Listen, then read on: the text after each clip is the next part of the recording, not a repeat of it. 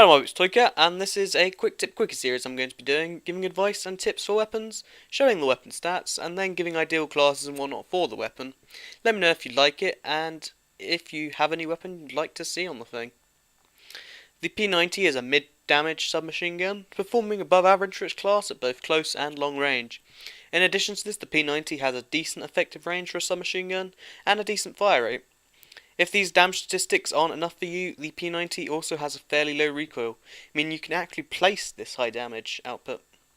If being accurate and outputting above average damage isn't enough for you, the P90 also has the biggest clip size out of any non-light machine gun in the game, and a decent reload time, so the P90 overall, above average SMG, being the best weapon for players willing to learn to control the little recoil the weapon has to maximise its potential.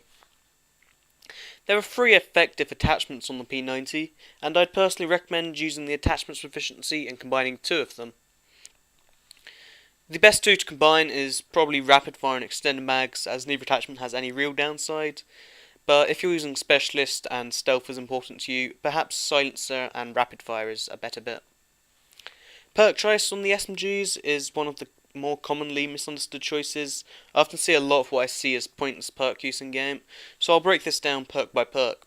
In Perk One, the P90 mitigates the need for the most common first perks, Sleight of Hand and Scavenger, because of its high capacity and short reload time. Personally, I also find extreme conditioning a little pointless because of the size of the maps, and the fact that you can just use an MP9 secondary and get the same effect. So if you want to make use of your first perk slot, I'd recommend using Recon or Blind Eye Pro, as they're both excellent for helping to build a point streak, with my personal preference on the more powerful weapons being Blind Eye Pro for easy air support takedowns. The second perk choice is almost entirely down to preference, although I felt Quick Draw is very useless as SMGs already aim down sights at 200 milliseconds. Wasting a perk on making it very slightly faster is pointless, as at close range the submachine guns will dominate from the hip anyway. The choice between the other perks is really down to preference. There isn't really a best perk in this slot for an SMG, so just use one of the passive perks, Blast Shield, Assassin or Hardline. Your third perk has 3 good choices, all of which are good close range, and the choice of which really is just a preference issue. Steady aim being the best choice if you want an actual benefit to your abilities, open quotes, close quotes. Dead Silence for stealth, and a little known but very useful third perk is Set Rep Pro, which is by far my favourite perk when I have a headset on.